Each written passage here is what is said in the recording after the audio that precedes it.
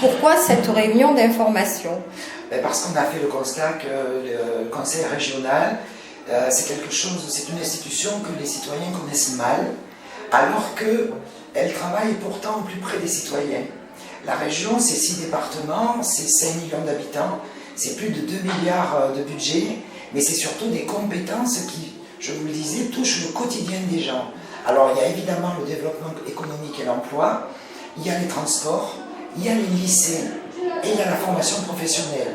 Alors on a d'autres compétences volontaristes, mais déjà ces compétences obligatoires touchent les citoyens et les femmes qui étaient là ont des jeunes enfants, des enfants dans les lycées ou des enfants apprentis. Et quand on leur dit que la région achète les livres pour les lycéens, achète le premier équipement pour les apprentis ou paie les voyages en TER avec la carte Zou, ça leur parle. Et du coup, les citoyennes, en l'occurrence, puisque là c'était des femmes, comprennent mieux le rôle du conseil régional. Et quel est le budget de la région? C'est un peu plus de 2 milliards d'euros. Et c'est essentiellement des dotations de l'État qui ont été transférées avec les compétences, puisqu'aujourd'hui la région ne prélève pas d'impôts sur les feuilles d'impôts des citoyens. Donc c'est quelles compétences globalement? Vous l'avez dit un petit peu tout à l'heure, donc il y a les transports, oui, les transports, les lycées, la formation, et la formation c'est un budget énorme. Alors les lycées et les transports aussi, mais les lycées et les transports c'est des budgets énormes, j'ai pas les chiffres en tête, mais en termes d'investissement. La formation c'est en termes de fonctionnement, parce qu'on paye les formations pour les jeunes de 16 à 26 ans qui ont besoin de se former pour être qualifiés, voire diplômés, et du coup espérer trouver plus facilement un emploi. Mais c'est aussi le développement économique. On en avait déjà la compétence développement économique et emploi, mais on va l'avoir avec la loi NOTRe.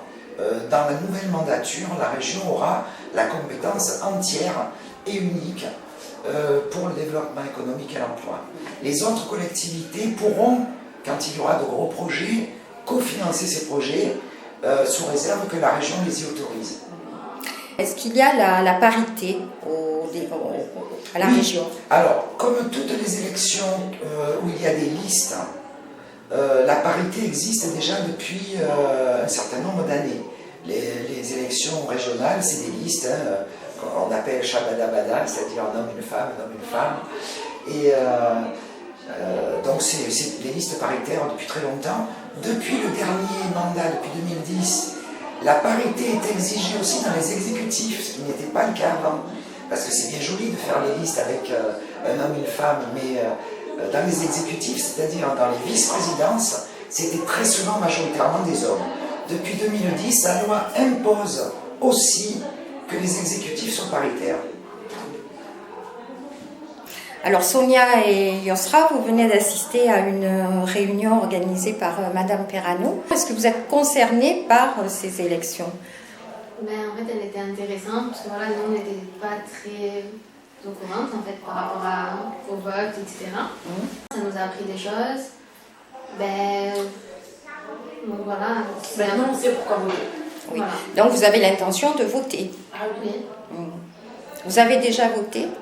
Non, moins une fois. Ça représente quoi les élections pour vous? On peut... Moi, je sais pas. On s'est intégré quand on va voter.